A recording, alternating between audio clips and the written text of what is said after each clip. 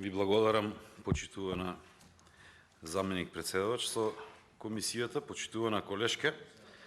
Пред само 6 месеци тука се натегавме цели 2 недели дали овој буџет ќе биде развоен, дали нема да биде развоен, дали ќе биде со продуктивни или со непродуктивни трошоци. И сега за 6 месеци вашиот премиер, кој што тогаш беше заменик министер за финансии, кажува дека ќе крател на непродуктивни трошоци и со самото тоа тој си ги побива неговите зборови, неговите дискусии тука дека буџетот бил развоен и дека ќе имало излез од целата оваа економска криза која што е наметната не само од страна, туку и поради неработењето на владата и неносењето на вистински и навремени одлуки. Она што би сакал да го потенцирам е тоа дека во ваши раце е иднината на Република Македонија, затоа што вие како пратеници од мнозинството имате таа моќ на одлучување и не мора да го прифатите овој предлог ребаланс, односно можете да направите измени и дополнувања преку амандманите кои што ги имаме поднесени. Кога ќе видите дека во однос на овој ребаланс имаме реакции и од страна на синдикатите, и од страна на коморите, кога ќе видите дека државата по секој основ ни се распукува, посебно во делот на стопанството, затоа што за рок од 3 месеци имаме 3995 фирми затворени, тогаш треба да сватите дека нешто не е во ред. И тогаш треба да признаете дека има пропусти и дека постојано и понатаму продолжуваат со некакви непродуктивни трошења, но вие не сакате ништо да преземете, а верувам дека сте свесни во таа насока. Прво, она што сакам да го разјаснам околу субвенциите. Велите дека субвенциите биле за да се олесни животот на граѓаните и така натаму, и тоа е во ред.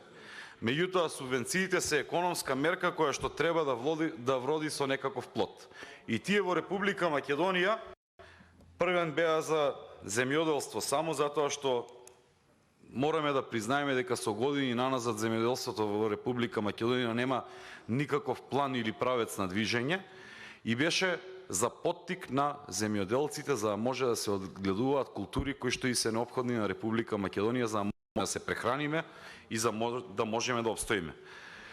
Понатаму како пропаѓавте и како тоневте, постојано кривата на субвенциите расте.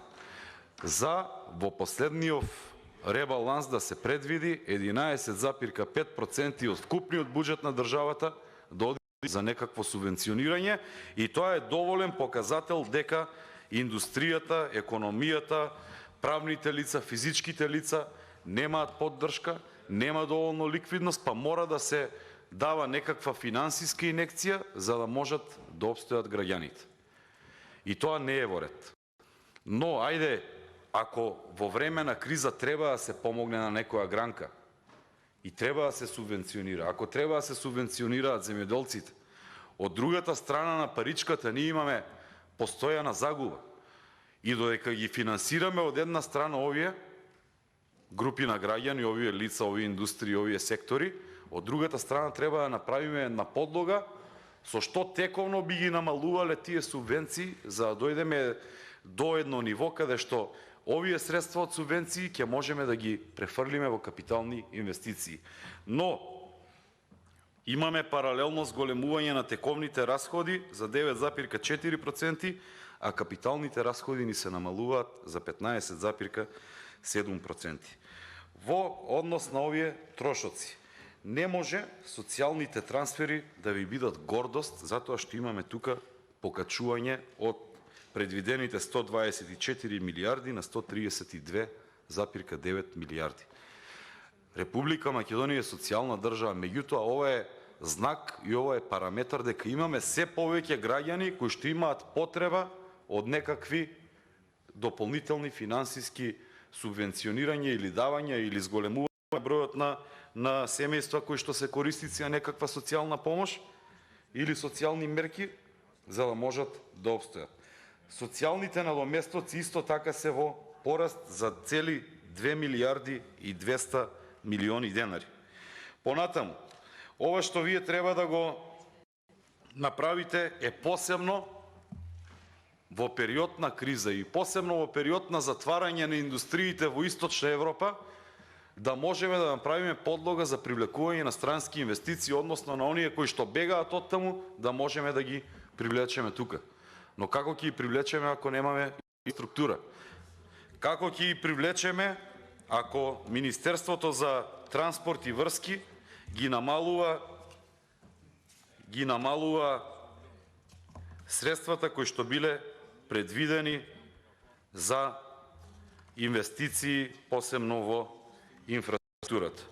Министерството за транспорт и врски треба да изигра клучната улога, за да можеме да направиме подлога и сите овие средства кои што годинава се предвидени да бидат 11,5% во однос на субвенционирање, да можеме да ги намалуваме тековно, а со самото тоа што би направиле добра инфраструктура, би ги привлекле странските инвеститори во Република Македонија, да можеме да ве намалиме и бројот на невработености и сите овие социјални трансфери.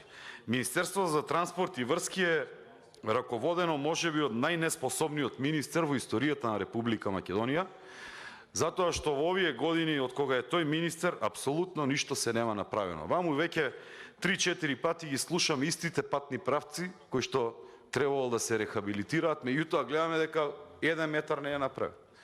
Пред 2 дена видовме дека имаме Плетварско езеро на патот Градско Прилеп.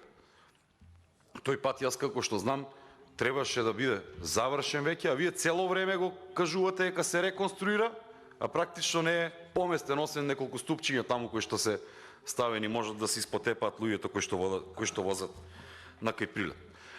Истовремено имаме за рехабилитација патен правец Велес-Скопје или поточно нецели 4 километри помеѓу Катланово и Петровец. Цела година се нема мрднато. Една машина нема таму оставена. Цела година 1 метар не е направен и вие кажувате дека нешто ќе направите. Ништо не правите. 2017 година Охрид Кичево беше оставен со 50% реализација. Пред 2 дена прочитав дека вкупната реализација на автопатот била 64%. За 6 години, односно 5 години, 14% од 57 километри автопат. Катастрофална реализација. Исто така за оние кои што идат јужно од Неготино, значи Демиркапија и така натаму надоле, да не ги набројувам Гевгелиева, Ландово, многу добра шема има направено министерот за транспорт и врски. Има ставено 2 патарини и ништо друго. И уште еден знак има каде што пишува во наредните 4 километри има дупки. Замислете каква инвестиција. Знак ставиле кај што кажува дека наредните 4 километри има дупки на автопатот за кои што плаќаат 2 нови патарини. Па дајте направите овој тој пат, бе. За што плаќаат луѓе? За еден викенд кога беше Свети Кирил и Методи, само во петокот, само за еден ден имаше 16.000 возила преминати на граничниот премин Богородица. Сите тие платиле патарина.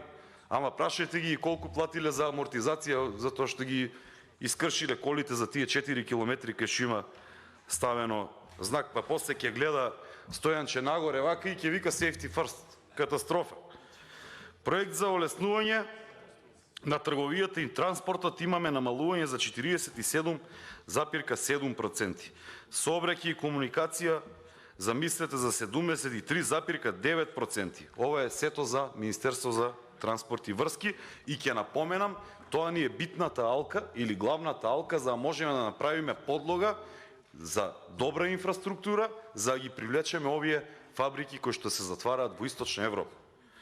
Водовод и канализација за општините намалување за 23,2%. Тука сакам да напоменам дека преку овие намалувања и кратења на програмите на Министерство за транспорт и врски се прави се за да се оневозможат градоначалниците за оние планирања да си реализираат проектите и понатаму, кога нешто ќе се каже дека не се прави, вие да ја насочите топката кон градоначалниците и да речете еве ги не прават.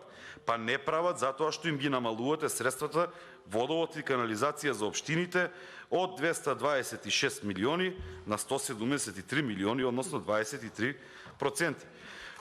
проект за водоснабдување и одведување на отпадни води, 40% намалување. Тука имавме неколку пречистителни станици предвидени.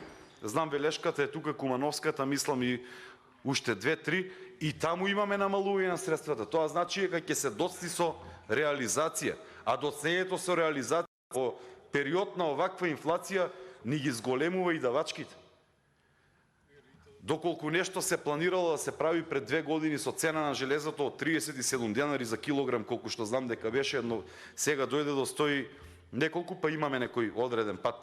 Доколку тогаш тоа не коштало 37 денари по килограм железо, сега ќе не кошта 80 денари по килограм железо. И со самото тоа сите задоцнети инвестиции и сите задоцнети проектирани веќе инфраструктурни проекти ќе не чинат многу повеќе како држава. Имаме на ставката разни трансфери зголемување за цели 8,3%. Рак рана која што не знаеме зашто оди. Какви се тие разни трансфери за 80% зголемување и дополнително пак имаме кратење за капиталните дотации кон единиците за локална самоуправа за цели 62,3%. И тоа на вистина мислам дека ќе ви служи една алатка во иднина за да можете да кажувате дека градоначалниците не работат, а имаме системско кочење на општините за да можеме да ги блокираме и да кажеме еве ги овие не се способни. Луѓето си се способни и направија многу повеќе отколку претходните 4 години и резултатот го видов.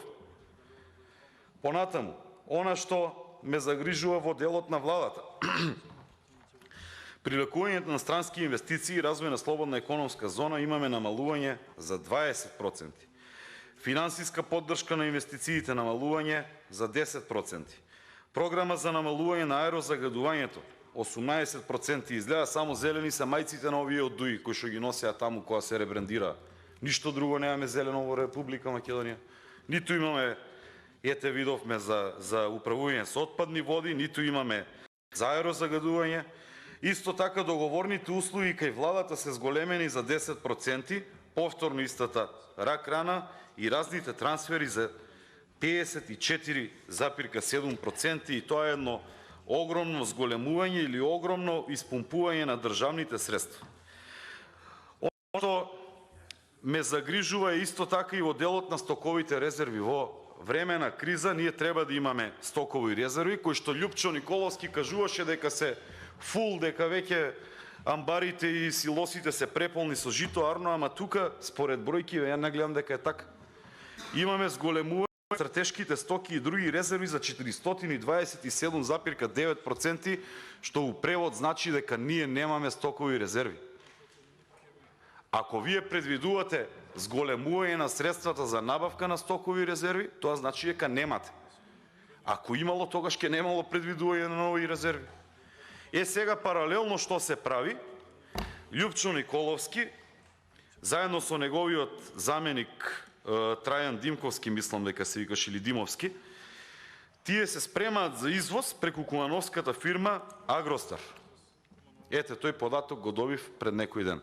Затоа што Република Македонија жетвата, нели, според климатските услови, почнува прва, понатаму се овие Србија, Романија и така натаму, и сега тие сакаат да извезуваат додека треба ние да купуваме стокови резерви или да се молиме кај Вучич, да се молиме кај едни кај други, да ги полниме нашите стокови резерви. Арно, ама Љупчо и Трајан си договараат со Агростар, фирма блиска до СДСМ, да си извршат извоз во Грција и во северноафричките земји, затоа што нема да биде, како што кажа претходно министерот, прашање дали ќе имаме ние, односно која ќе биде цената на храната, кој ќе биде прашање дали ќе имаме храна. Сега тие го имаат сватено тоа и нудат повисока цена, па Агростар сака да си извезе во Северна Африка. За волја на вистината имавме ние предлог како ВМРО ДПМН да се пушта 40.000 тони пченица кон домашните млинови и тоа беше од стоковите резерви предвидено, меѓутоа испадна дека немаме стокови резерви, а со тие 40.000 тони ќе се намалеше цената на брашното, со самото тоа ќе се намалеше и цената на лебот, за да немаме оволкави ценовни шокови. Имаме дополнително 30 милиони евра во 4 очи, тоа треба да се тоа треба да се испитаме, меѓутоа се надевам дека ќе се ослободи судството после некое време, па да можеме да направиме ревизија на сите тие договори. Дополнително, Finance Think денеска излезе со проекција дека ќе биде инфлацијата во Република Македонија 9,7%, спротивно од нашата која што кажува дека ќе биде 7,2%, иако беше предвидена за многу пониска. И тука ќе кажете дека имало светска криза поради војна Русија, Украина и така натаму, и еве трет пат денес ќе повториме дека Пендаровски изјави дека уште на 5 ноември знаел дека ќе има криза и ја информирал владата. Што ми информирал владата? Требало да се направи некаков соодветен буџет, требало да се наполнат стокови резерви, меѓутоа гледаме дека ништо се нема случено. Во однос на енергетиката, кратко само сакам да кажам, не можеме да обвинуваме дека 30 години наназад не се инвестирало или дека 30 години наназад се трошело без веза. Не е така, апсолутно не е така.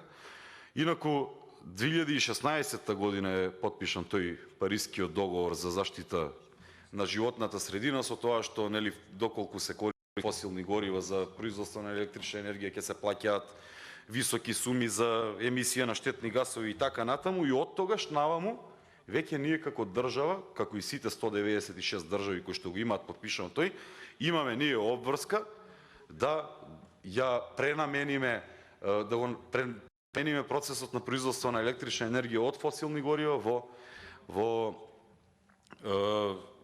процес кој што нема да загадува природни ресурси, да се користат сончева енергија и ветер и така натаму. И значи во последните 6 години имавме доволно време да можеме системот да го преадаптираме и да почнеме од некаде. Како што кажале дека од 5 до 20 години ќе се одземе време за преадаптација на системот, еве поминале 6 години и гледаме дека се уште не е преадаптиран. Исто така 2017 година Драги Рашковски прави физибилити студија како кажува дека ТЕЦ Осломеј може да се направи фотоелектрична централа која што ќе биде на сончева енергија, меѓутоа со јавно-приватно партнерство. Зошто да не се направи, да биде само државно? И сега да биде уште поголема штетата на македонската економија, тој подпишува договор со Кочо Ангјушев за 50-50 да инвестираат. Дополнително, билансот на ЕЛЕМ во 2017 година е 30 милиони евра добивка, а на МЕПСО е 6 милиони евра добивка. 2020 година ЕЛЕМ имаме 17 милиони евра загуба, МЕПСО има 5 милиони евра загуба, или за 3-4 години имаме загуба од 58 милиони евра. И тука немојте да кажувате дека се правело нешто за енергетскиот сектор, не се прави ништо, а во однос на горивата, еве што ја споменувате дека претходно почитуваниот колега Велковски кажа дека било 88 денари цената на нафтата 2011, видете колку пари била цената на барелот. Тогаш била 137,5 долари, денес е 120,2, баш са бајле проверив за да знаеме на каде ќе се движи цената на нафтата и нафтените деривати. И она што пак ќе се вратам на субвенциите, вие постојано кажувате субвенционирање на енергетскиот сектор, субвенционирање на топлификацијата и така натаму, па тие субвенции се наши пари. И доколку навреме се превземеа некакви мерки, доколку Бистимовски преку регулаторната комисија навремено ги предупреди сите овие од енергетскиот сектор дека ќе има проблем, тогаш немаше да биде вака. Од тогаш наваму се испумпани 300 милиони државни пари, 300 милиони евра државни пари и се даде во ЕСМ, и ако поделиме по број на жители во Република Македонија, секој еден жител има по 150 евра дадено за покачувањето на струјата. Едно 4-члено семејство имаше 100 евра дадено за покачување на струјата, иако сметката е покачена само за 9,8%.